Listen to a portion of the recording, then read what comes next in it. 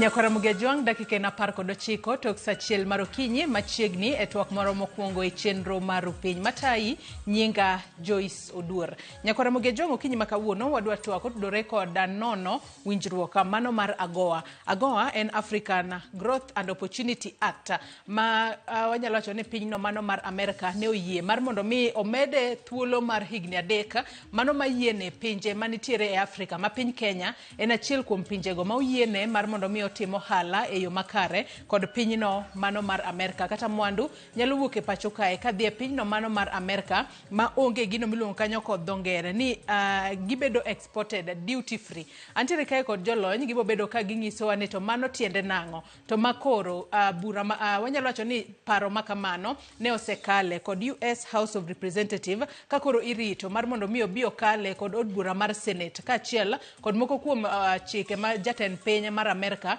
winjo bed ni chweko ke kae to bedo chika mano mar chwalo winjruok mar AGOA kuom thuolo mar higni 3 mabiro. Ma nyiso nang'o to par ni winjruok makamano mano mar African Growth and Opportunity Act ne olos kanyo e higa mar 2000 nyaka gisani higa mar 2026 makoro waneno ka omede kendo thuolo mar higni 3 ma nyiso nang'o to piny Kenya kaka achiel kuom pinje manitiere kod thuolo mar timo hala kod pinyno mano mar Amerika osebedo ka yudo ber mane ahinya nyaka mwandu wuok e pacho kae kadhi e pinjego mag Amerika to ken mana mano kende thuolo mag tije wasebedo godo e yo machalo nade. Okinyi makawuono Nyakaramuge juang e studio marwa e county ma Nairobi kae antiere kod Nyateng.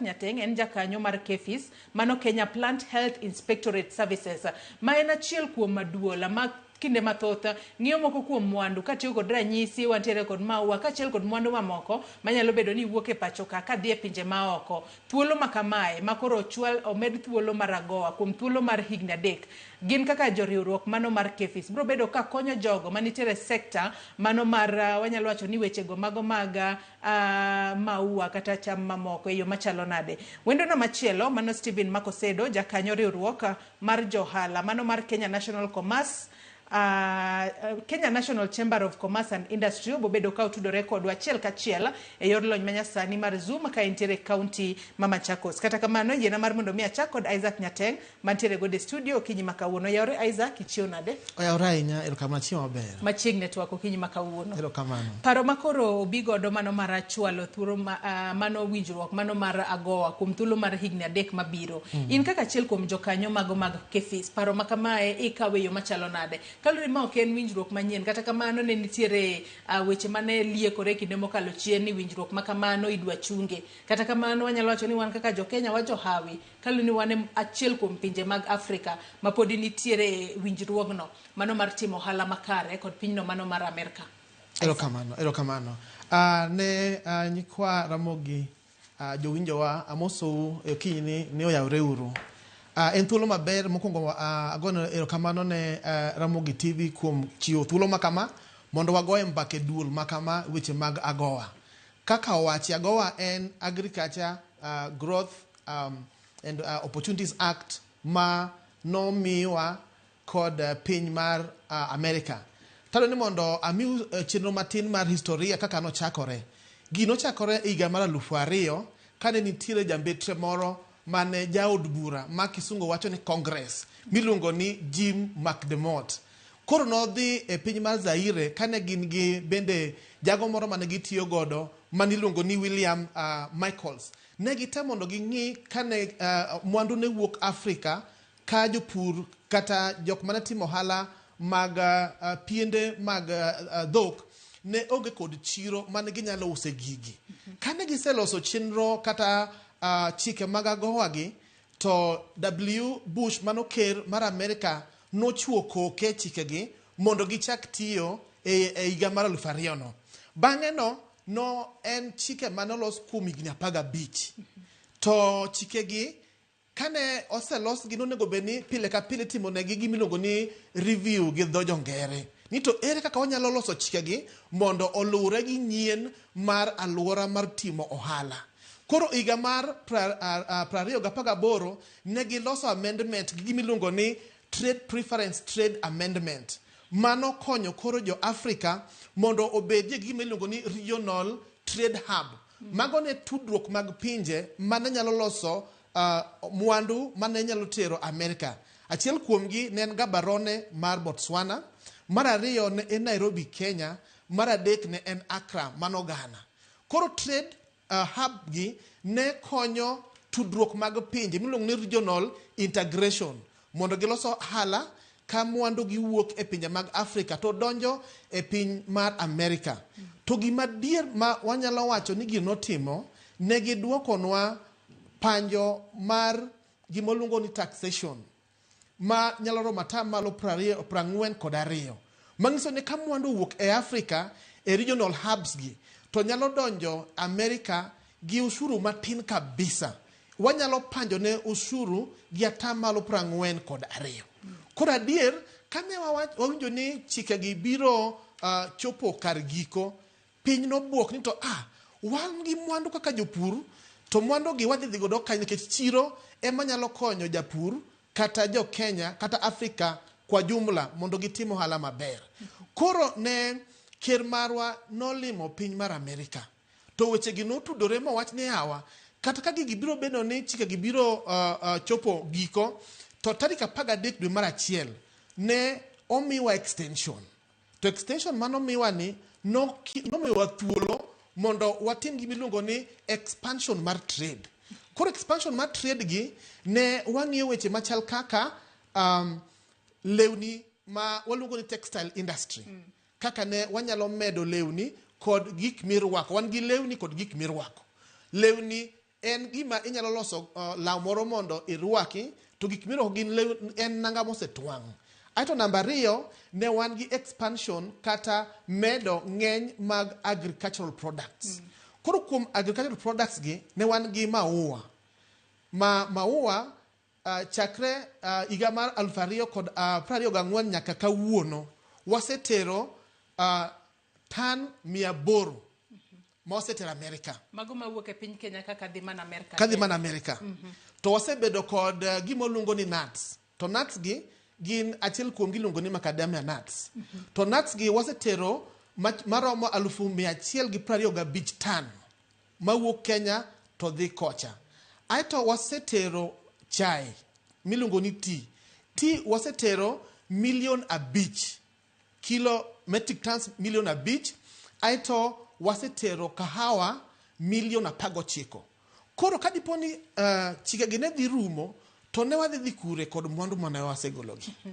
Koro mae momiyo wan kod hilo kaka Kenya, to kata mana jo nyikwa Ramogi ni wantiere kod thuolo mang'eny mar timo ohala. Iwacho kanyo makare ahinya, matine no dhi bedo pek ahinya to ne jogo manitiere kod mwandu makamano. Nikech kata kaluore kod mano iwanyalo wacho ni ohala ma piny Kenya notimo kod pinyno mano mar Amerika. Inno kanyo ka higa mar 2024 piny Kenya ne otero mwandu mago maderomo bilion 60.6 e pinyno mano mar Amerika. Ka thothne niwacho ni gin mana wechego mago mag lewni. Kopogore kod lewni kaachiel kod mwandu mabende iseyango kanyo, bende nitiere thuolo mag mwandu mamoko ma jo Kenya sani nyalo kete maino margi mar mondo mi owuoge pacho ka odhi e pinyno mar Amerika mar mondo mi giti makare kod thuolo mar higni 3 makoro medwa ni wanyalo loko hala kata timo hala kod pinyno mano mar Amerika ka koro wachulo usuru mane piny. Erokamano. Nyikwa Ramogi dawach ni sama ne ker nodhi mo owuoyo kod piny owacho mar Amerika, ne girango kaka ginyalo timo expansion mag trade.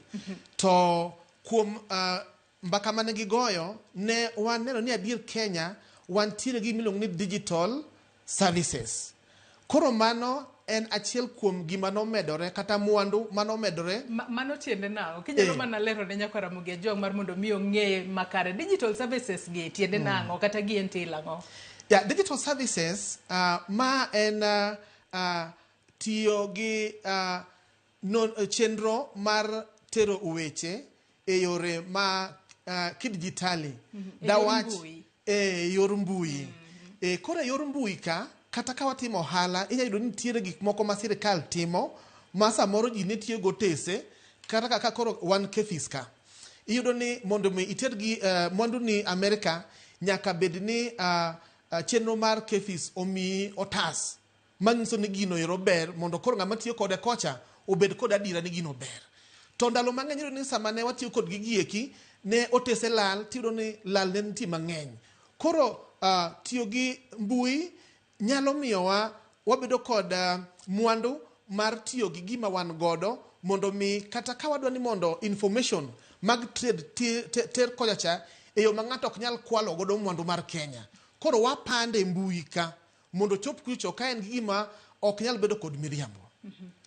To kopogore kod mana, ng'eni ng'ato nyalo bedo ni penjore ni kinde mathoth e kinde mane winjruok mano mar AGOA ne obiro, mano Africa Growth and Opportunity Act, ma e kinde mano biro chakre higa mar 2000 nyaka sani wantiere higa mar 2026, kendo koro sani koro mede obobedo kodhi mbele kum thuolo mar higni 3 mabiro.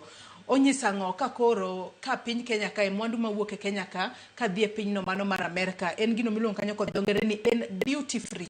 Matiende nang'o ne ja ohala ma seche moko gombo mar mondo mi embe ntiere kod ohala to owacho ni yawa dong' ambe koro nyalo yaro bada mar mondo mi ohala na ni kik bed na uso ne jo Kenya kende, abed na nyalo uso ne nyaka jogo mantiere pinje maoko kaka Amerika. Duty free ni tiende nang'o? Erokamano. Jowinjo wadawach ni duty free nyiso ni ohala kiseloso mwandu ni maber tidwa gole piny mar Kenya titire piny machielo, piny kumodhieno gin gi ushuru. To ushuru no inyalo yudo ni samoro itiyo kata gi $1.5 million kuom loso mwandu no maluongo ni cost of production. Koro kiselose mondo dhi e chiro ma piny maoko gikito ga ushuru. Koro ushuru no koketi tiyudo ka timo ohala bedo gi bei mamalo sana. Ma samoro bende ka in mana ng'ata ma samoro eka chako to ok inyal bedo kod nyalo nikech ohala dhi bedo gi bei man malo. Koro ohala ma itero kata mwandu mitero oko gi ka oshuru odwok piny tema dongere wacho ni free or less of trade tariff. Koro sama itero mwandu oko to ogolo oshuru manyiso ni bei mar loso mwandu ni no dhi dok piny ma sama koro idhi use kocha to idhi bedo kod ohala maduong'. Kamano. To ikinde makoro ang'eni johala mathoth bro temo mar mondo mi osoane tiendgi gin bende chenro ni kata thuolo makoro piny mar Amerika omedowa kaka jo Kenya mar mondo mi wamede timo ohala kodgi mar mondo mi kik bagi. To penjo endi to bende ikinde makoro ng'ato koro dwa kawo okang' mar mondo mi otiane kod thuolo mar AGOA mano mar neno ni mwandu kowuok e pacho ka dhi e pinyno mar Amerika to usuru mijuoge bedo mapiny kipimo kod pinje maseche moko onge winjruok mano mar AGOA no. Bende nitiere chike ma oket piny ma winjo bed ni iluwo bed e mwandu mopogore opogore ma koro osebedo ka wuok e pacho ka dhi e pinje maoko. Kuom ranyisi wanyalo tiyo kod lewni ma iwacho, wantiere kod majan mar chai kaachiel kod kata kod maua. Bende nitiere chike moyangi ni mwandu kapok owuok ka to magi gik ma owinjo bed ni ma rang'eny ma owinjo bed ni gichopo kapok giwuok e pacho ka gidhi e pinje maoko mar mondo mi kik bed ni nikech adiera ka mwandu wuok e pacho ka to kochopo rang'eny madwarore inyalo wach ni mwandu mawuok Kenya koro kwadwa rang'eny mare ni piny seche moko nyalo hinyo ngima jogo manitiere Amerika. Isaac. Erokamano. Jowinjo dawach ni sama ne chike gi loso to kata obedo ni nose miwa extension kadano mar pok nomiwa extension ne wan gi weche mar oteke ma kisungu wacho ni challenges. Koro challenges gi achiel kuom gi en rito chik mar ler mar del kod ler mar yien maluongo ni SPS regulations. Koro SPS ni sama itero mwandu ni oko to nego bed ni mwandu ni no bedo maler. Dakawa achiel kuom gi kaka maua. Maua nitiere gi tuoche ma samoro nyalo miyo gima tuo ma wan godo e Kenya ka kik yud kocha. Koro yudo ni sama ne chike gi dhi mbele kata sama koro wan gi extension ni pod wan mana gi challenge ni wabed gi thuolo manade mondo mi warit chike ma ngere luongo ni sanitary and phytosanitary regulations. Koro ma achiel kuom weche ma nitiere migawo mi iluongo ni APHIS. APHIS en Animal and Plant Health Inspectorate Service. Mano en achiel kuom weche mag sirikal mar Amerika ni sama itimo ohala to nego bed ni irito chike mar ler mar del miluongo ni sanitary kata ler mar mimea miluongo ni phytosanitary. Ato namba 2 wantiere kod chike moko ma jo Amerika dwaro ni mondo wariti sama ikawo kata mana lawi moro idwa ni mondo iter under the textile industry. Wantiere kod chike monego beni luwo. Wan gi quality standards monego beni waluwo mondo mi kik wakawa gimoro amora ma waloso ni bora ni watimo ohala, lakini onego beni watimo ohala bora. Koro iyudo ni chikegi pod gin weche matek kata challenges ne jowo matimo ohala. Nikech iyudo ni samoro waonge kod gima kizungu luongo ni access to information. Samoro indala kuchucho tikia ni sama onego beni ipuro nang'o, yath mane monego beni goyo, mududu mane monego beni control. Koro iyudo ni chikegi gin challenges ma samoro japur onge kod liw mar luwogi. Koro emomiyo samoro miyo extension ni to AGOA koro wacho ni mondo koro watieg jopur, watieg jo ohala mondo wamigi chenro maber mar rito chike mag Amerika mondo mi sama koro watero mwandu wa oko onego bedni waluwo chikegi mondo mi wabedi gi gimiluongo ni competitiveness. Nikech Afrika dier wantie kod Ghana, wantiere kod Botswana to gi pinje mamoko ma bende nyalo bedo ni gin gi mwandu ma wan godogi. Koro ka rito chikegi tiyudo ni mwandu wa mwatero ok bibedo gi bei maber sama ginoko. Iwacho kanyo makare ahinya, tiwacho kanyo ni gino mahinyo jogo masiche moko loko hale pachoka en lack of access to information. Matine ni gikia kata gikoso ng'eyo kaka winjo bedni gitimo seche moko kata wechego mago mag pure yo makare. Na winjo bedni seyo kuom jopur koso bedo kod ng'eyo ewi kata kaka ekinde makore pidho maua marikacha mar mondo mi ne ni kata ka nitiere yath ma ikuoyo kacha mondo neg kute, obedi yath manego kute ok mahinyo maua makamano. Tiwacho kanyo ni winjo bedni tiego jopur bende en ting' mar ng'a mar tiego jopur mar mondo mi ging'e ni mwandu na kadwa no dhi Amerika to winjo bedni chopo rang'iny makamae to mar mondo mi kadiu gi mwandu gi winjo bedni luwo chikegi duto. Ng'a winjo bedni facilitate kata nyayo chenro mar puonjo jopur makamago. Erokamano. Koro iyudo ni nitiere migawo mopogore opogore. Achiel kuomgi wanyalo wacho kaka weche mag pur. Sirikal sani nitiere kod migepe mopogore opogore. Achiel kuomgi en Agricultural Extension Service. Koro ibiro yudo ni kama wadakie nitiere agricultural officers manyalo miyi chenro kata access to information kuom yath manade minyalo goyo, kuom mududu manade monego beni inego, kata sama itimo grading onego beni itiyo gi grade machal nade. Tadier kata migawo mar KEFIS ma waluongo ni Kenya Plant Health Inspectorate Service. Sani Kenya ka wantiere kod regions 8. To regions 8 gi watemo matek mondo mi wakaw services obed machiegni ne jopiny. Koro kata dala kucho ka in Kisumu tibiro yudo kani wantiere kod office Kisumu kacha, moro bende nitiere wayao Hispania kocha ma inyalo ringo tidhi tipenji ni to ang'o momiyo datim nade mondo mi aluwre kod chikegi. Namba 2 e yore mag mbui. Sirikal sani oseloso weche moketo maber mokete mbui ma uluongo ni website. Koro website kanyo ibiro yudo ni idara kata ministry mar agriculture to kata migawo mar KEFIS ni weche mag mbui go giketo weche monego beni ji luwo, gimonego beni timo chakre nyaka igiko. Aito mogik wantiere kod weche mag inspection. Sama iseloso mwandu ni miketo maber to idhi adhiya tipenjo ni to bende dubi mondo tim na nondo kata inspection mar ohala mar mwandu ma adwa timo ohala ni. Koro iyudo ni sama gigi timore to wajabedo ga gi services ma waluongo ni reach out. Koro wanyalo loso chenro matin to ngiso jopur ni ma onego tim kama. Wantiere kod agricultural shows ma bende watiyo godo mondo mi jopur obi mondo penji ni to ang'o monego beni atimo, gima nade kata chik manade monego beni aluwo mondo mi mwandu na ni ochope chiro. Atoka mwandu pok ochope chiro kacha, ma en japur.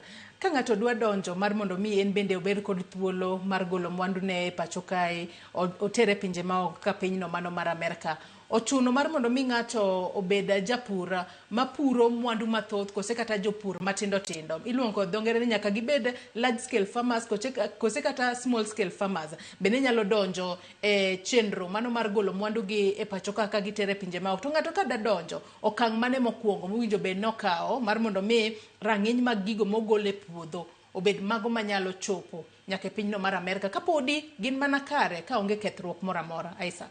Erokamano. Wantiere gi migepni ariyo, ng'at ma puro maduong' miluongo ni large scale to gi jago matimo matin miluongo ni small scale. Koro jok matimo small scale gi gin be ginyalo mana timo ohala.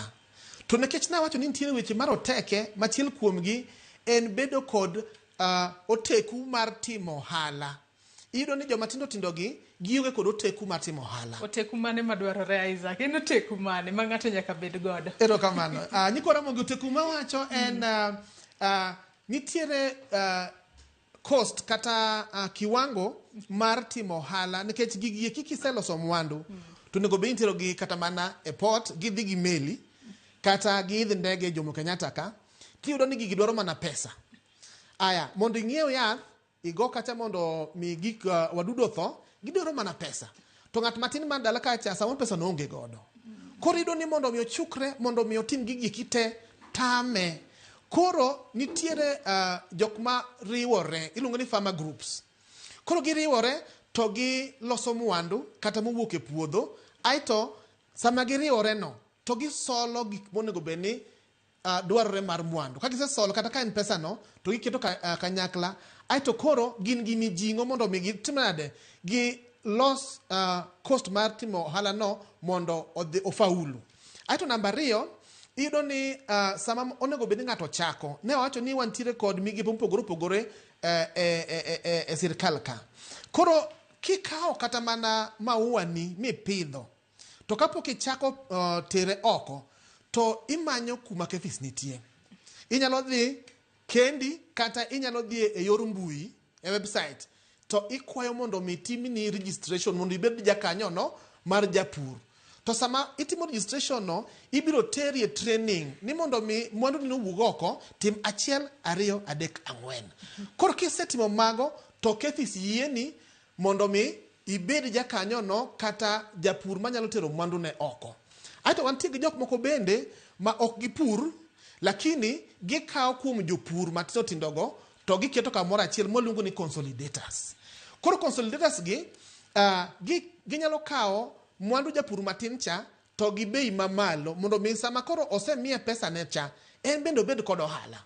Koro kose kawo gi mogi bedo consolidated to itimo ne registration kaka consolidator mondo mi nyis gi onamo monego bende gikawo aito bang'e no koro ginyalo tero mwandu gi oko.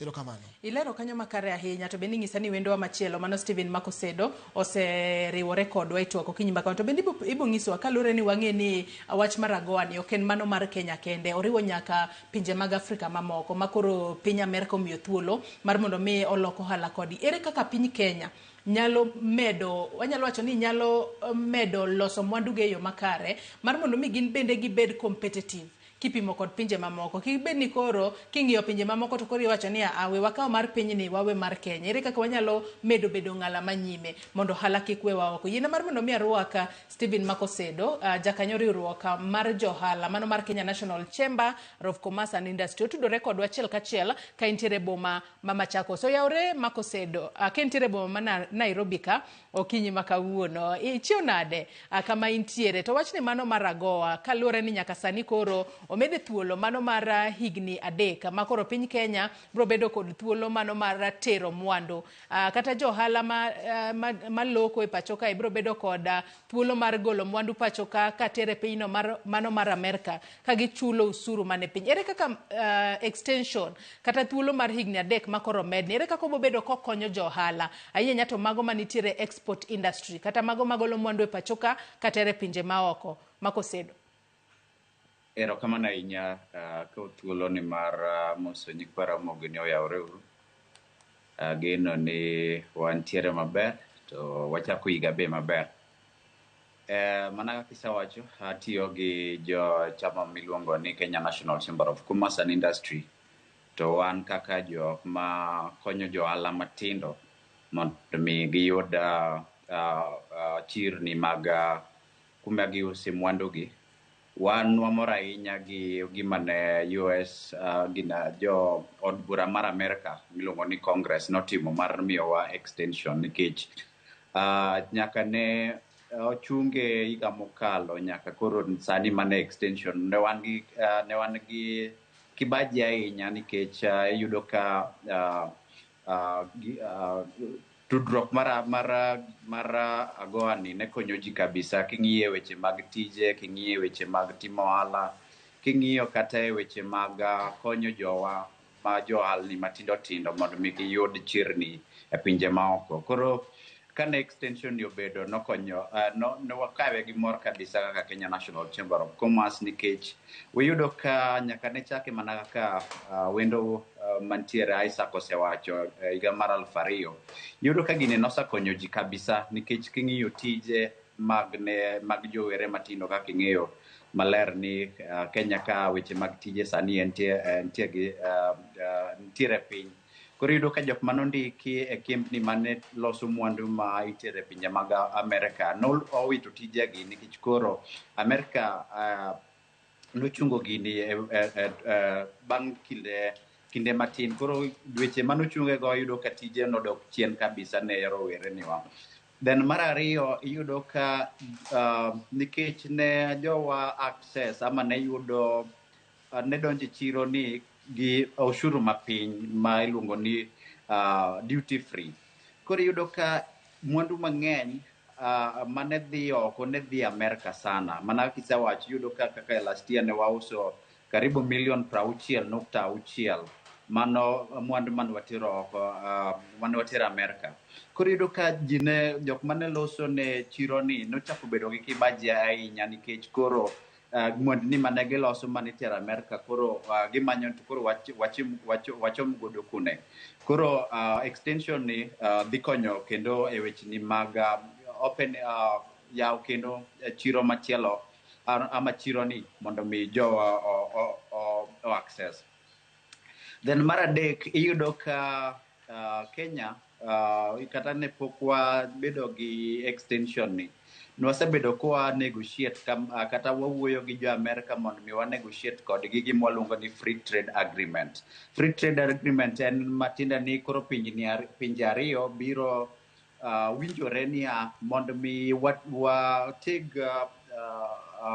wacho ohala e kindwa mag kaka wadatimo ohala. Koro weche mag ushuru, weche mag movement ama wuoth mag mwandu mwaterogi kod weche machielo. Koro yudo ka Kenya nosechako negotiation ama nosechako wuoyo gi Amerika mondo mi wasign kodgi ama wabed kodgi gi winjruok mar free trade agreement manoluongo ni STIPA ama Strategic Trade and Investment Partnership Agreement. To mani yudo ka ne pok okal.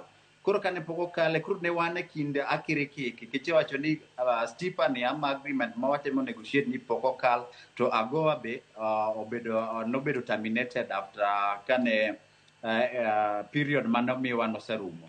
Koro extension ni omiyowa kendo teko kaka Kenya nikech koro wa negotiate machielo cha to ma be wadhi go mbele. Koro yudo ka mano okonyo ahinya ama okelo gimiluongo ni stability ama omiyo jo ohala teku moro mondo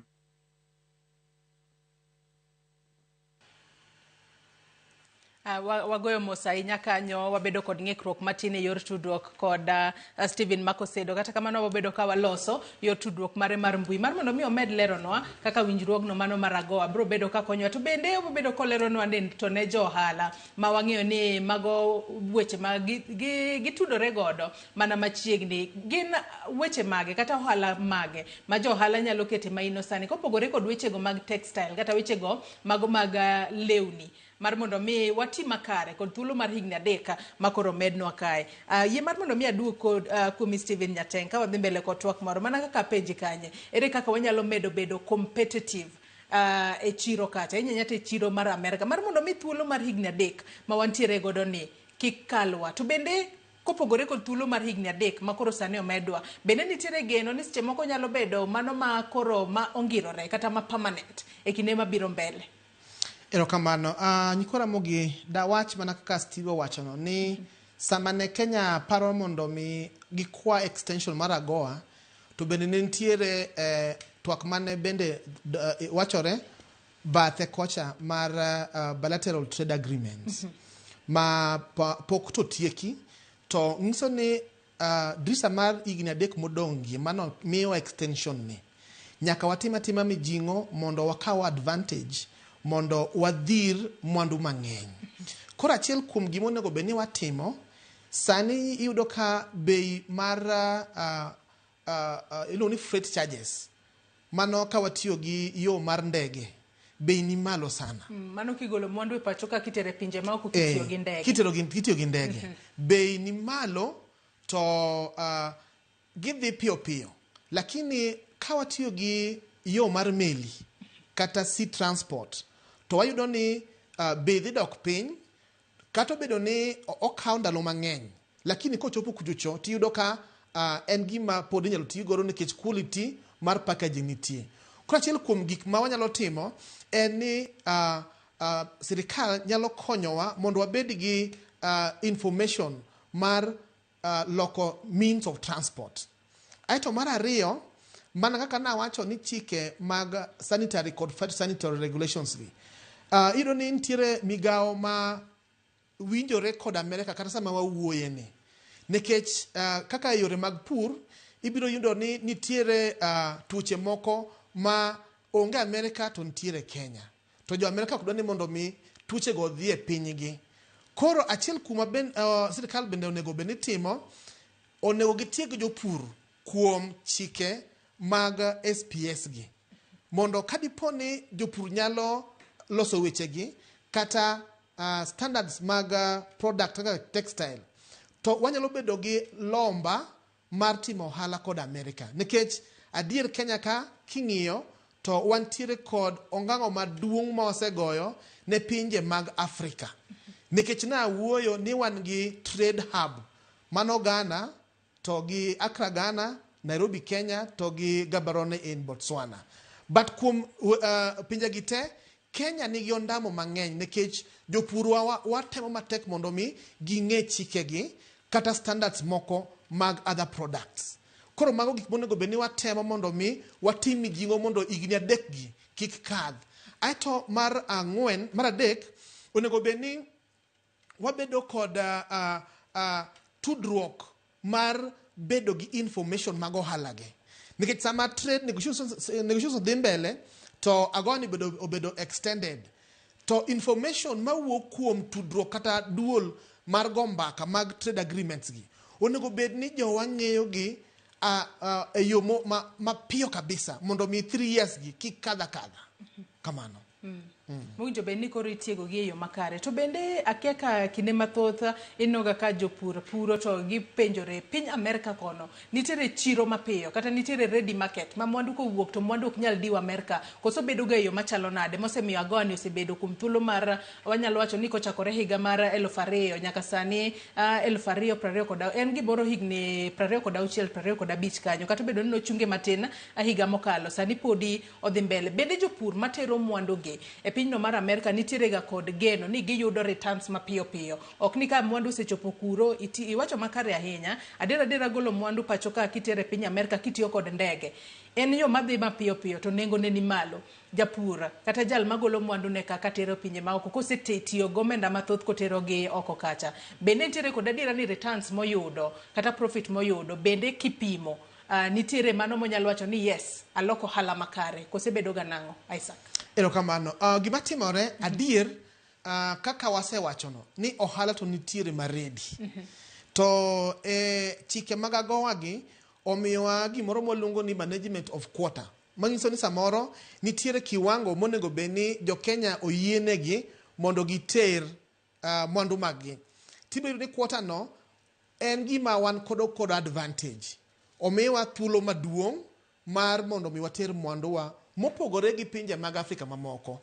Koro nyiso ni adier market to nitie, chiro nitiere ma en mana ni walos mwandu e yo makare kolore gi chikego to water. Aito mar ariyo, sama watimo sama loso mwanduwa to watemo matek mondo mi water cost mar production piny.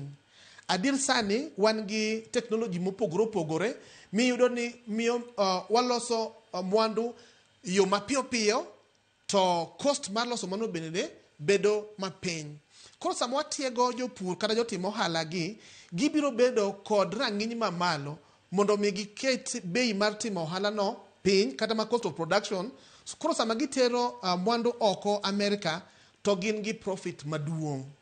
Kamano. Iwacho kanyo management of quota. Management of quota ni tende nang'o? Ni e kinde ma koro mi Kenya thuolo malach. Iwacho ni moko kuom pinje ma wanyalo wacho ni wapiem godo en mano kuom ranyisi Accra, wantiere kod Gabon kaachiel kod Accra. Koka wacho marach. Management of quota ni e kinde ma koro mi Kenya thuolo ni manyiso ni jo Kenya kende manyalo telo mwandu kose gine momigi ong'ala manyime mar tero mwandu to pinje moko gi ok ter mwandu maket kod mago kose nang'o. Quota no nyiso ni kadipo ni wach ni omi Kenya thuolo mar tero lewni atamalo 42 to iyudo ni pinje mamoko inyalo mi matin idiyo negi to nekech chike mag AGOA omiwa thuolo mar tero atamalo no. Koro sama watimo ohala wacho ni Accra gi Gaborone to gi Nairobi gin pinje maluongo ni trade hub, yani kama tudruok mag ohala itimo piyo ahinya mondo mi sama iseloso mwandu ni to wuog mapiyo piyo. Koro iyudo ni advantage ma wan godo, adira wan gi ndege kokadho Jomo Kenyatta ma iloso timore piyo piyo. Aito namba 2 wan gi organizations moko ma iluongo ni EPZ, Export Processing Zones. Koro iyudo ni jo ohala loso mwandu gi e zones gi, but sama giloso mwandu gi e zones go iyudo ni oshuru monego bed ni gichulo mar processing products go ni piny.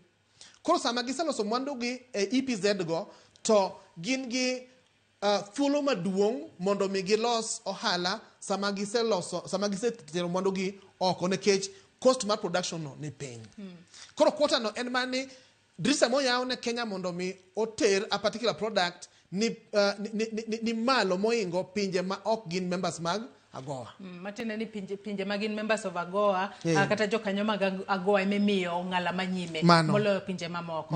We wadhir Stephen McOsedo se loso yor tudruok mar mbui kendo nyalo riwore kodwa. Stephen, mbui mari no ng'adore matin mosainye kinde mano dhi mbele kod twak to nitiere wach moro mane lero kinyalo mana dhi mbele kod wach makamano. Kaito wach machielo gisani johala nyalo donjo e ohala kaka mage mago mag mwandu makaka mage mag tere piny no mar Amerika kopogore kod wechego mag lewni kata textile mar mondo mi thuolo mar higna dek ni wati kode yo makare kaka johala kata kaka piny Kenya mondo wati maber kod thuolo mar AGOA mar tero mwandu e piny no mar Amerika duty free. Stephen. Erokamano ahinya Thomas kuom ng'adruok e weche mag tudruok.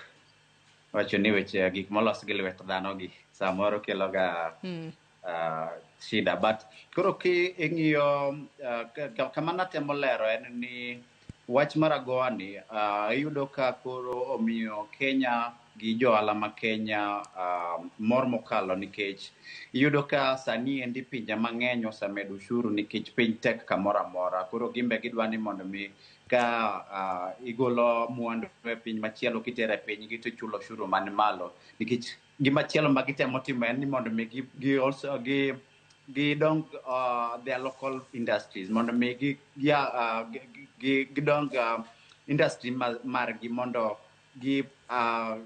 kik mwandu mang'eny wuog oko ahinya madhi ketho weche mag loso mwandu e pinjegi maoko.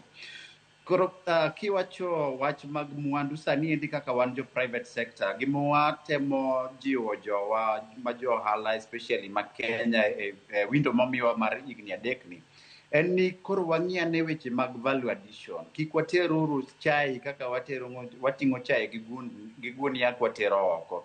Wakauru chai gi wapaket gi maber kata ka gin sachets kata ng'o mondo mi ka koro gidhi kucho gin value added products, kik gidhi adhiya as raw products, nikech kiyudo ka itero value added products koro idhi yudo kiyudo nwang'o man malo.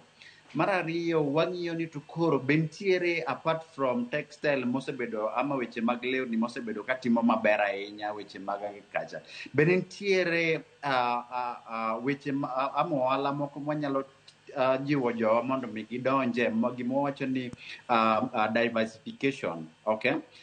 Mondo kik wadhi adhiya gi wach mar product achiel ama ariyo kata adek, nikech kaka Kenya wan gi ohelni mang'eny kabisa. Isaac nosewacho weche mag digital services. Ing'eyo kaka Kenya king'iyo even globally wan mbele ahinya weche mag technology. Koro be nitiere kaka wanyalo export our technology to other countries ama kaka piny mar America. Koro sani endi wajiwo jowa ni mondo mi wang'iyane kaka wanya invest ama wanyalo keto pesa e weche mag developing our technology manyalo bedo exported. Mar adek, wang'iyo weche mag leather. As a country, kata kaka piny mar Kenya, iyudo ka wan gi dhoni ok en malo ahinya, but wan gi potential e weche mag loso mwandu mag leather ama mag pien, iluongo ni pien, yes. Koro weche mag pien gi wang'iyo ni to leather wanyalo loso wuoch, wanyalo loso bags, wanyalo loso ang'o mondo mi watere pinje maoko kaka piny mar America sani gi extension manomiwa ni. Then mar adek, wang'iyo weche mag arts kata gik molos gi lwedo. Iyudo kaka Masai loso ginene maber, beats mabeyo beyo. Koro wanyalo konyogi mondo mi gilos standards mabeyo manyalo bedo exported ana inyalo ter pinje maoko. Koro nitiere weche mang'eny mwawacho gi johala kaka wan jo Kenya National Chamber of Commerce. Kik mano e tichwa kaka jo Kenya Chamber of Commerce ni mondo mi wapuonj jowa ni market nitiere ka, kendo kaka Isaac osewacho, market mar America about 400 million people ama million 400, mano market maduong' kabisa. To koro koduong' kamano, ere kaka wanyalo take advantage gi thuolo mwayudo matin mar AGOA ni higni 3 modong' gi mondo mi wa maximize go ama waket go nweng'o odhi malo. Then gimachielo mabe wawacho en ni koro kaka government ama kaka sirkal, nikech koro AGOA to sabiro tiyudo ka cost of production apart from jok maloso weche gi ama maloso mwandu gi EPZ, mana Isaac wacho ni luongo ni export promotion zones. Yudo ka jok maloso EPZ yudo ka cost of production ni piny. Koro ka gitero mwandu gi oko tiyudo ka gifetch ama giyudo nweng'o man malo. To jok ma loso mwandu gi outside ama oko mar EPZ be nitiere kaka sirkal nyalo konyowa mondo mi waduok cost of production piny, nikech sani king'iyo adiere yudo ka weche mag sitima ni malo, oshuru be oidho. Koro yudo ka iloso mwandu ni to mondo mi ochop ka kimedo weche mag transport, iyudo ka koro cost of production odhi malo. To kendo mano dhi keto nweng'o ni kaka johala bedo matin. Koro wawuoyo gi government ahinya ni seche ma kata wa negotiate kod America kata agreement sani mana wacho mar STIPA, mar Strategic Partnership and Investment Agreement, wang'i be kaka wan kaka jopiny kapok wadhi oko kucho man mi wang'is mi oshuru man piny. To piny ka watimo nang'o mondo mi wakony jowa o produce ama olos mwandu gi gi pesa man piny. Then mogik ma adwa wacho en ni iyudo ka America sani endi king'iyo kaka ohala nobiro ama kaka extension nobiro. Koro wang'iyo ni mondo mi dongruok kik obed abeda e Nairobi, Mombasa gi cities madongo dongo. Di be piny kuko kaka an awuok Homa Bay. Kwadhi Homa Bay wang'iyo ni to mwandu mage mawuok Homa Bay, kidhi korwa rabuon timo maber ahinya. Ere kaka wanyalo loso rabuon ni mondo mi obed kata crisps. To crisps ng'eni kiseloso ama mimuodo machalo deyo ni kilose maber mi package maber to bro dhi oko kucho kendo obro konyo ahinya weche mag export. Kidhi kamoro kaka Kochia yudo ka gin gi mananas. Ere kaka wanyalo konyogi mondo mi mananas gi wakete cans. Ang'eyo kidhi pinje maoko yudo ka mananas okete teams matindo tindo kama to kendo gin pesa mang'eny kabisa. Koro wang'i ane mondo mi kik wa develop to Nairobi, Mombasa gi other cities. Wang'i also what we call rural development and the rural economy. Mano e gima nadawa wacho. Erokamano. Ilero kanyo makare ahinya kata kamani gisani wakao yoyo madundo gisani nyakora muge jwang chwara med chwalo ote magi kokale nambwa mar ote machuo kari adeka uchiel nono mbui maro mar Facebook beni nyalo chwale ote magi achiel kachel kod YouTube kama wantiere live. Wakao yoyo madundo gisani waduogo wadhi mbele kikidhi mabor.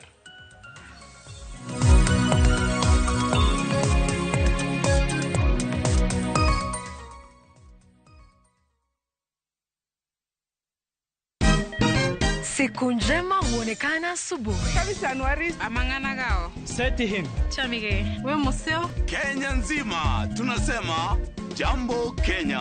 Wax tiki taka. Twende sana my people. Hapa ndo nyumbani kwa muziki wa Afrika Mashariki na malezi ya vipaji. Sasa tuko tayari ku drive on. Mibibi na mijize. Leteni porojo sasa. Kwa habari za kuaminika kutoka kila pembe ya nchi. Are you ready?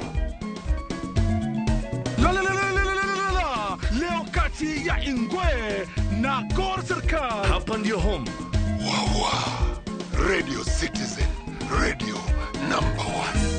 Radio number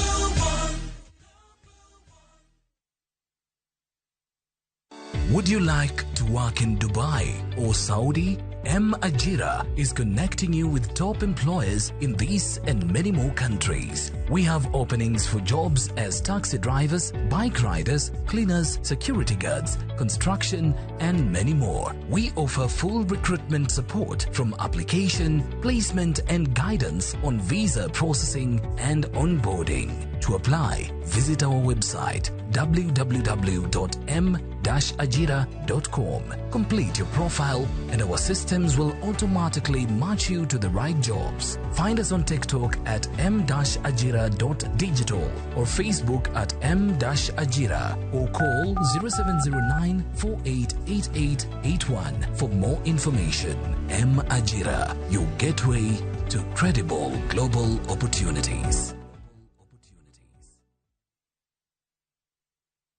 Before the emails pile up, before traffic becomes routine, before the year starts asking for more from you, January is not a continuation of December. It's a reset. It's quiet mornings along the Kenyan coast, stillness in the savannah, open air in Zanzibar, open skies in Cape Town, places where beaches feel slower, where safaris feel grounding, where travel restores, not rushes. This isn't about doing more. It's about starting gently. Start somewhere quiet. Reset through our view. View travel. Dream, explore, discover. Machigni nyakoromonga juange chenro mar ngoma owake. Wok ticha kelo ni mix bokwe. Kaito tichario. Reggae owake, yani tunaongea na majar Rastafara. Lafu ticha dek nyakoromonga juange. Akelo ni mana yani ngeni baka kiwasani. Ticha Ngwena is kama nene, yani kitambo zama za kale. Alafu Friday, si unajua tu Friday tunafanya namna hii, nyakora magojong Friday supuzo wake. Sapara kidaka paga big nyaka sapaga rio kod an PDG Papa Vic, yani ukipenda mzee kijana.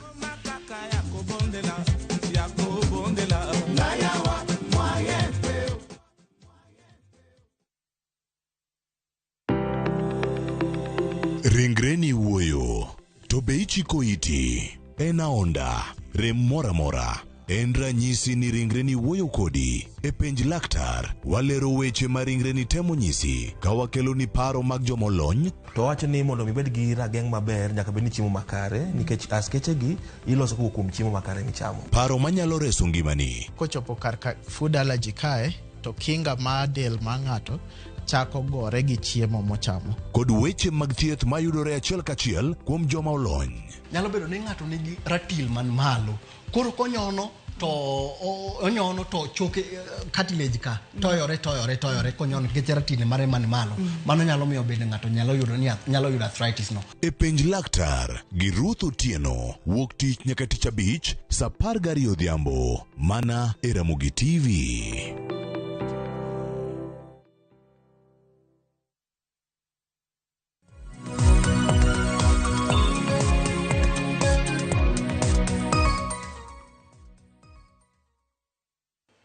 Machiegni kendo nyakwa Ramogi Ajwang' kendo erokamano ahinya kuom medo kete Ramogi TV e telo mogik e twak marwa e chenro mar piny kama nono winjruok mar AGOA mano toka ka od bura mano mar pinyno mar Amerika ne oyie mar mondo mi tudruok mano mar timo ohala e kind piny Kenya kod pinyno mano mar Amerika kokalo e AGOA mano African Growth and Opportunity Act odhi mbele kod thuolo mar higni 3 mabiro. Ma en bang' ka luoro ne nitiere higa mokalo ka jatend piny Amerika mano Donald Trump ne ochungo winjruok makamano gino mane omiyo johala ahinya to mago matero mwandu e pinyno mano mar Amerika obedo kod kibaji. Kata kamano gisane ginyalo buonjo kalore ni chieng' tarik 13 dwe mokwongo mano ma higa ni mar 2026 e odiechieng' ma Congress mar pinyno mar Amerika ne okalo chik mar mondo mi mano winjruok mar AGOA odhi mbele kuom thuolo mar higni 3. Kapo ni kitudri kodwa gisani antiere kae kod welo Isaac Nyateng ma en jakanyo mar Kefis kachiel kod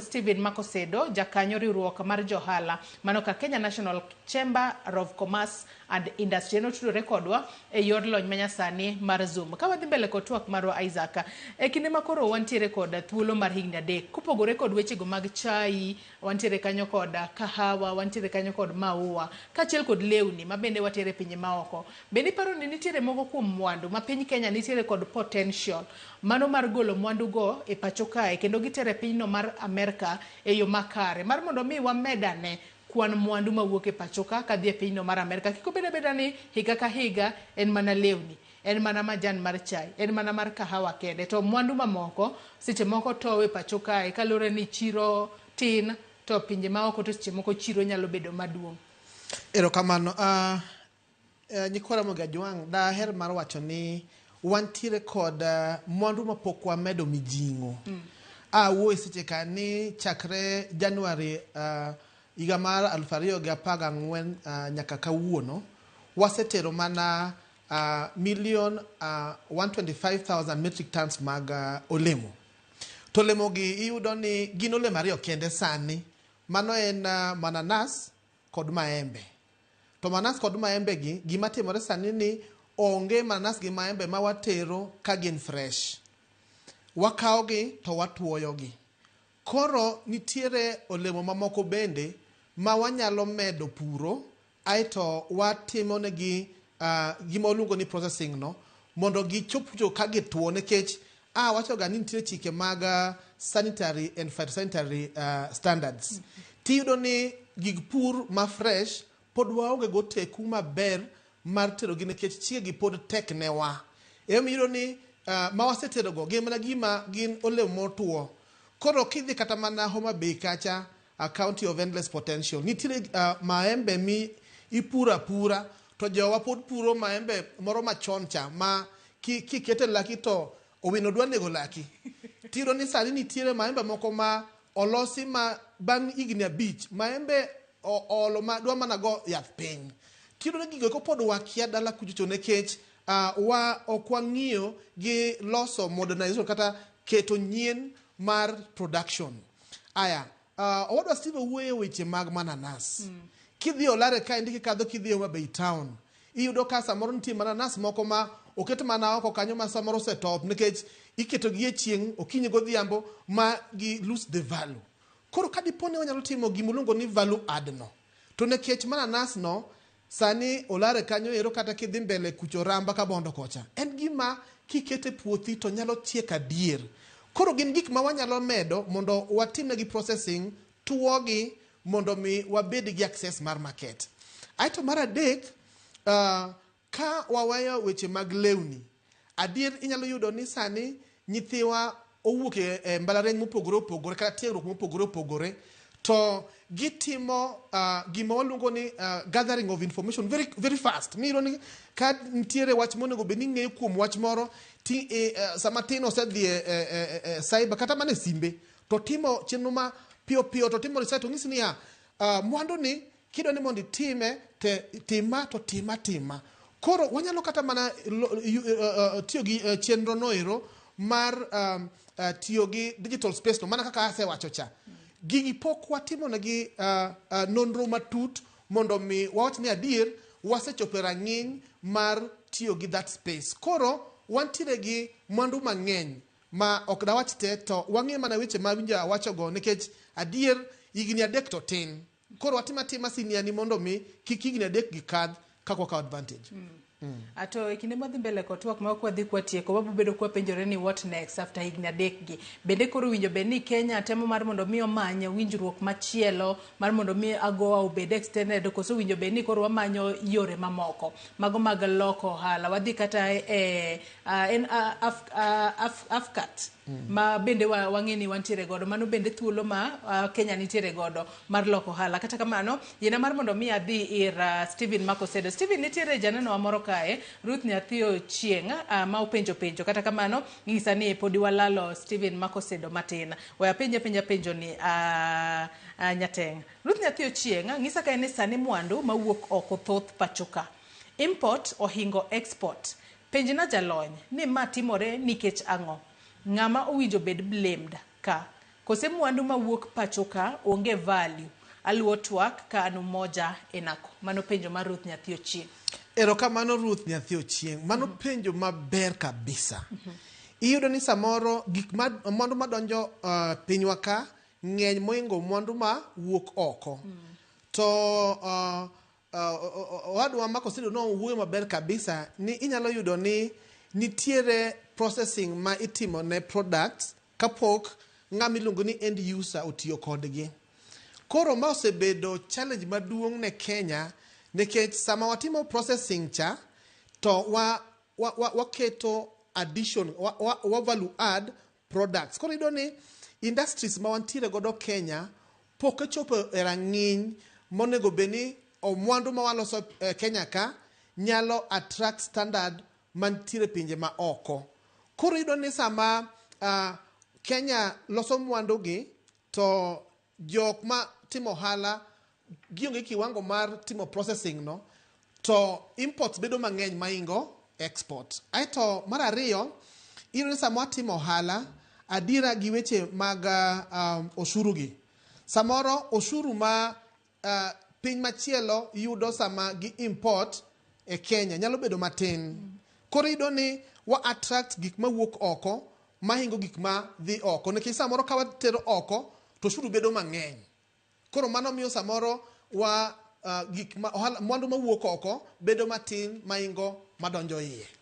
Erokamano. Ato penjo machielo mabende anno ka ipenjo kae wasomote mar Injinia Lazaro Monde wacho kae ni winjruok mar AGOA e kind Kenya kod Amerika ni kod benefits mathoth mano emane okelo kembe mag EPZ mabende ondiko thousands of Kenyans to kendo generate billion of dollars in revenue collections and foreign exchange.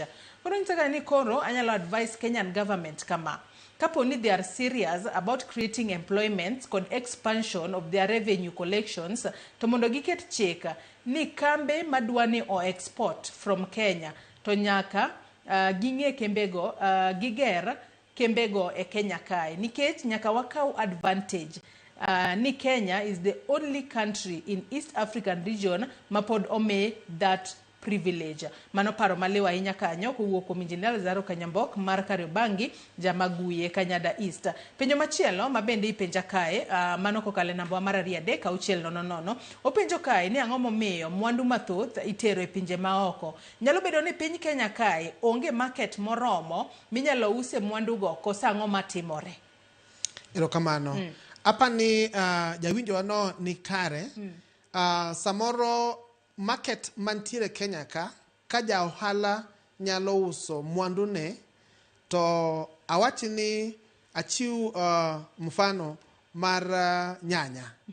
Iyudo ni ng'ato nyalo tiyo gi siling 2,000 mondo los nyanje kata manyalo golo kilo 150 to kogole Murang'a to kele ouse Nairobi ka to 2,000 mondo tiyo godo no en mana 50 kende monyalo yudo 5,000 ohala monyalo yudo kuom mano tiyo godo. Koyudo ni market mantiere e piny within Kenya inyalo yudo ni ohala kata profit ma ja ohala nyalo yudo ni piny. Aito mar ariyo ibiro yudo ni wantiere gi gima luongo ni post harvest loss. Sana mwandu mawuok e puodho samo se kae cha to iyudo ni bang' ndalo machuok to sekethore.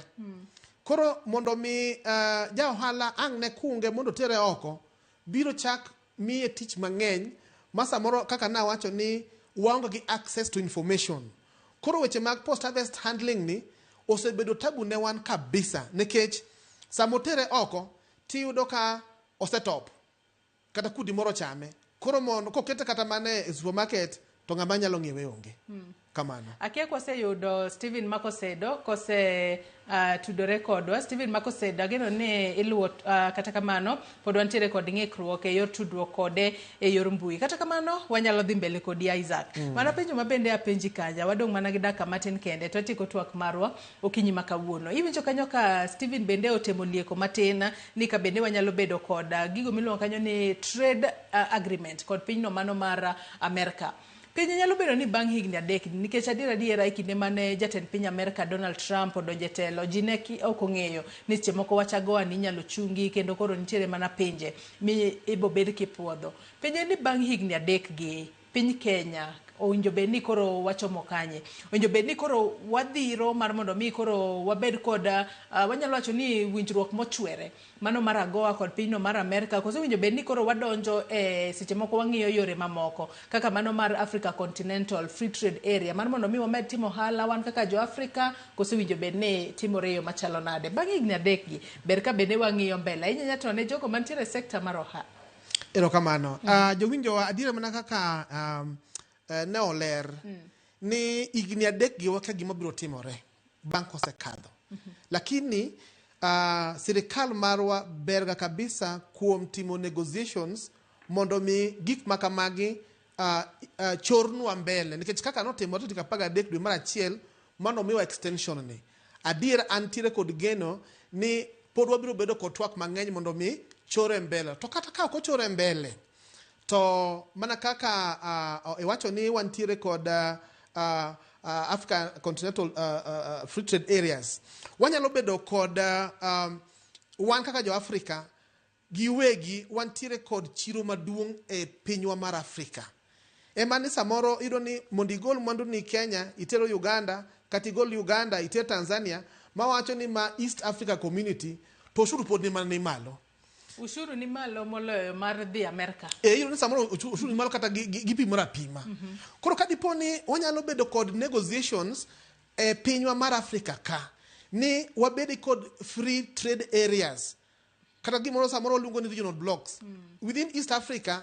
Standards moko mane winjo kawacho kata mana SPS go kigolo mwandu ni kata bando igolo Kenya tiketo itero Uganda to tuo mantiere Kenya nyalo ni en achiel mana tuo matimo Uganda kata Tanzania. Koro kawa timo negotiation mawa harmonize standards gi tibro ido ni cost matimo ohala e Africa didok mana chien to kodok chien to en ohala ne jok matimo ohala nekech profit share pod gibiro dhi mbele mana ka giro to mogik nitiere bende tudruok mang'eny kata discussions ma pod dhi mbele mondo mi sama wayaro product mana awacho ni pok watimo full expansion kata exporting potential cha ka waloso product manyien nyalo bedo gi lomba ne Amerika magacho ni jowadwa kata obedo 3 years gi orumo wanyalo yienu mondo mi products moko achiel 2 3 gi upod tim mana mbele odhi mbele gi kelo Amerika ka waluwo chike mane nitiere AGOA gi. Erokamano. Atwangi ni e thuolo makoro medwa ni mano mar higni 3 mar timo ohala yo makare kod pinyno mano mar Amerika okelo mor ne jo ohala manitiere export industry. Kata kamano un kaka Kefis useikore e yo machalo nade mar mondo mi uneni koro uting'o malo kwan mag mwandu mawuok e pacho ka kadhi e pinyno mano mar Amerika. Inyalo to thuolo mar higni 3 nikech sani kata obedo ni watemo goyo mbaka mar mbele to higni 3 gimene koro nyaka utilize gi e yo makare. Kifis oikore mar yo machalo nade mar siro jopur matindo, jopur madongo kaachiel kod johala magolo mwandu e pacho ka katere pinje maoko. Erokamano. Achiel kuom gima Kefis timo en tiego jopur. Nekech awuoye gine standards mane owacho ni ler mar del kata ler mar plant miluongo ni sanitary and phytosanitary standards. Koro Kefis medo tiego jo pur mondo mi ging'e ni to chike mage ma Amerika oketo kuom mwandu mopogore opogore. Namba 2, wantiere kod tero services machiegni ne mwananchi. Koro EPZ export promotion zones mane wawuoye ka. Sani kaka Kefis watero inspectors wa mondo mi gibed kama itime processing no. Achiel kuom gi en Tilizi ma but kidhi Naivasha ka. Wan gi inspectors ma dhi kuno ero ok ni koro ja ohala biro nyaka airport kata dhi cho Muguga ni dhi manyo inspection. Koro wan gi routine mondo mi sama iseloso mwandu ni motimne value addition e EPZ to in gi inspection process matimore immediately mondo mi gik mana wacho ni post harvest lost ka kik mondo wabed godo. Ato mana 3 wantiere kod gima luongo ni traceability. Traceability en ng'iyo ni maua mane oterne ja Amerika cha king'iyo kumo ae to bende di yud ni no wuok e puodho miluongo ni Murang'a farm. Ko traceability no Kefis temo matek mondo mi okony jopur mondo mi sama gimoro timore Amerika ni mwandu moro ter to okoluwore kod chik cha. Wanyalo luwo kuma no pure ma wawuog gi japur ni next time tim kama mondo mi chieng' machielo kitero mwandu ni kik mondo tim rejection kocha cha. Erokamano. E thuolo mar higni 3 kama koro med godo mano timo hala kod pinyno mano mar Amerika mano kokalo e winjruok mano mar AGOA. Bende nitiere chike manyien moketi obed mago mag compliance kaachiel kod certification kose gin mana maka mosebedo katiyo kochakore higa mar 2000 nyaka gi sani. Erokamano. Chike en gin gik ma pile ka pile lokore. Kaka wanyalo wacho weche mag sanitary gi phytosanitary regulations, inyalo ni kawuono nitiere virus mar plant fulani ma wuok kaka ndalo moko mane tuo mar bando nomako narok to ji nokia kuma noaye. Koro pile ka pile tudruok mar Kefis to gi Amerika timo gima luongo ni pest risk analysis.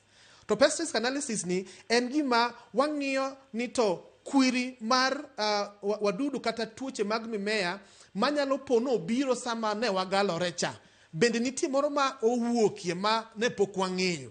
Koro sama gino timore to chike nyaka loki ma wabed gi trade agreement kata watimo gima luongo ni plant health regulation kata chike mag ler mar mimea gi.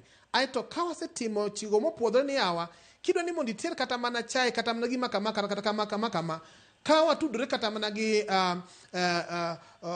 serikal kaka migao kaka ma Kenya Bureau of Standards to waloso standards gi to wa communicate ne jok matimo hala ni chike gi olokore. Koro lokruok mar chik ok en gima timore chiel, en gima timore pile ka pile mondo wabed gadira ni ok wabatisha chiro marwa no. Shuja Victor Tieno Maura wacho ni an japur mar oil palm tree magolo mo mar tedo mano biofuel. Iloso go kata cosmetics gi mamoko. Bende nyalo tero mo Amerika ka alose mang'eny. Mano penjo mar janeno maro. Erokamano. Kaluwore kod data kata statistics mag trade. Wayudo ni mo mar avocado wasetero Amerika. Koro palm oil ni bende onge gima ditam ni wanyalo tere kocha. Koro gima timore ga en ni ka itudori gi chiro mar ng'at man Amerika to sirikal ni ready mondo mi otim ni certification monego beni timo kapok itero mwandu no oko. Chiro no tudruok mar chiro no itimo nango. Wacho ni migepni mopogore e sirikal nitie part magitimo. koro for example palm oil mawachono ibiro yudo ni en gima obedo processed manyaka obed gi quality standards mag jok machal kaka migawo mag KEBS. KEBS biro ng'iyo kantiere kaka en crude oil no, obiro ng'iyo gik moluongo ni storage paste. Koro idwa ni sama idwa ni mondo ichaki to wantiere gi mbui moro ma waluongo ni Kenya Information Info Trade portal. Koro inyalo dhi kanyo tidiyo to ipenjo ni adwa ni mondo ater palm oil America. To biro miyi gik monego itim from step 1 to step 2 kuom migawo mopogore opogore. Kidhi KEFIS number 1 to the last, kidhi KEBS number 1 to the last, kidhi migawo makama. Koro mane modo ni mondo mi jopur obed gi ng'eyo ni sani information mar ohala e piny mangima wanyalo yudo portal no miluongo ni Info Trade portal mar Kenya. Erokamano. To e ohala ni mano mar golo mwandu ka wadhi ka watieko wadong' mana gi dakika maderoma 6 kende to watieko twak mar okinyi ma kawuono Isaac. Ka ng'ato koro dwa ng'ado bura ni en koro kaluwore kod thuolo mar higni 3 ma koro medwa ni ambe koro we akaw advantage mano mar thuolo ni, ber ka ng'ato tero mwandu kaka ng'ata achiel kose ber ka jopur riwore? To mano mwanyalo wacho ni nitiere kod returns mathoth ahinya nyaka otudore kod kaka chiro nitiere pinyno mar Amerika. Ber ka ng'ato tero mwandu as an individual ki en kose ber ka koro giriwore kata jopur achiel 2 3 kata par moko ema koro giwacho ni mwandu wagi ero koro gin quantity makamawe koro waket gi kanyakla water gi e pinyno mar Amerika. Watima kare kod thuolo mar higni 3 gi. Erokamano. Ne jowinjo magwa mag nyikwara mogi da wachi ni ka wang'iyo thurwa piny kacha to kata mana Kenya iyudo ni land system en gima pod nitiere joka kwaro. Koro kata ka ne onego bed ni itiyo gi eka 10 mondo mi itime lose mwandu ni moro to kinyal. Koro nyaka achuna ni nyaka iwuo odhiambo wuogo tino moro tino wuogo kelo moro kata gi kamau moro mondo ji onywakre mondo mi mwandu mawuok kacha nyalo romo kiwango makata ka koro utero to ji wacho adier Kenya timo ohala. Koro daher mar jiwo jowinjo ni ber ka dipo ni ok inyal achung' kenda nekech nengo mar timo ohala ni malo, ji koro tudre mondo mi ng'ama nigi gorogoro achiel mar bando kacha kata mananas lodi 2 en bende obedi achiel kuom jok ma koro ohala mitero volume mitero okono mondo mi ji oyware ng'ano oywa bad wadgi ng'ato oywa bad wadgi. Gigi kotimore tiro ni koro wanyalo bedo gi duol motegno ni wan kaka group ni wadwa ni mondo okonywa. Tiro ni kaka sirikal sani konyo gimiluongo ni agricultural financing. Koro ka ji obede group moro to loso mwandu gi tinyalo yudo mondo mi udhi piyo mondo miu pesa kata mar agricultural financing en yot moloyo ng'ata achiel ma pod dasore makata mana puodho onge godo kata mana oteku mar timo ohala onge godo. Wadong' gi dakika 4 kende twatieko twak mar okinyi maka dago mar mondo miwa wach ni mogik ahinya to kaka thuolo ni mano mar AGOA makoro mednwa mar thuolo mar higni 3 bro konyo e jowechego mag ohala keto mwandu kaachiel kod nyayo thuolo mag tije ni rawere pacho kaka watieko Isaac. Erokamano. Nyikwara mogi daher go erokamano ne Ramogi TV kuom thuolo ma ochiwo makende mondo wagoye mbaka. Daher mar wacho mokwongo ni thuolo to nitiere mar higni 3 to watim siniani mondo mi kik obawa. Adier sani sirikal jiwo matek mondo watimo ohala gi pinje maoko. Koro ka wayudo drisa mar Amerika ni to waring matek mondo mi wakaw thuolo no watimo ohala kod jo Amerika. To ken kata Amerika kende inyalo yudo ni kata mana jok man tiere gi thuolo mar timo gigo eko mana kaka awacho cha wanywakre uru mondo wabed kamoro achiel. Mar ariyo wantiere gi gima samoro wawacho ni iluongo ni ohala mar pur mar ohala or agribusiness. Jowas pod timo mana pur moro mar kao gorogoro achiel to dhi okomo bando to chamo bang' dweche 2 to pesa no rumo mondo no rumo. Koro waonge gi information matimo agribusiness keto ohala e pur kata ohala mar gik manade ma watimo dala. Koro me wabed gi rang'iny mar bedo gi knowledge mar agribusiness. Aito mogik samoro wapuro kata watimo ohala to wan gi shocks mag biashara. Koro wantiere gi gima oluongo ni agri-financing, insurance, sorry. Koro nitiere migepi manyalo timo ni insurance mar ohandi ma samoro nyalo yudo ni ne iloso mwandu ni to pe ogoyo pesa ni manyingo matin to orumo. Koro wabed gi thuolo mar yudo information ma wanyalo timo godo insurance mag mwanduwa mwatimo. Aito mogik kaka chenro mar kefis adier wabed gi thuolo malach mondo mi wamany information nikech sani information giwacho ni eteko, information is power. Wamany teko mondo mi wang'e ni to gima nade madwarore mondo watimo hala kod jowa mawuok piny mar Amerika. Agoero kamano mang'eny kabisa jowinjo marwa makawuono kokadho kuom Ramogi TV kuom thuolo mar twak mar ewi AGOA. Erokamano ahinya Isaac Nyateng, jakanyo KEFIS, mano Kenya Plant Health Inspectorate Services, kuom kawo thuolo mari okinyi makawuono mar mondo mi bi wabeda kodi e twak. Wagoyo mos ahinya nyaka Ramogi John Stephen McOsedo nobedo kod ng'ikruok e yor mbui mane momiyo ok wanyalo bedo kode e twak e thuolo malach. Kata kamano ang'eni nitiere paro mopogore mane ochiwo, paro maliw kotudore kod winjruok mar AGOA. Nyaka Ramogi John imbe ndagoni erokamano ahinya kuom bedo kode nyaka gi sani mwachopo e giko mar twak maro e chenro mano maro piny. Mana kaka iwinjo ka in ja ohala magolo mwandu e pacho ka to tere pinje maoko ne nitiyo kod thuolo ni mano mar higni 3 ma omednwa e bwo winjruok mar AGOA mano mar golo mwandu e pacho ka kwatere pinyno mar Amerika mar mondo mi wating' malo yuto marwa ahinya nyate pacho ka nikech wang'eyo ni koter mwandu e pinje maoko to piny Kenya bende nitiere kod yuto mayudo. Nyaka Ramogi Jwang' wakawo mana yueyo madundo gi sani chenro mabiro bang' ma en tedo gi chiemo gi jai lieta. Oriti masani nyinga Joyce Oduor.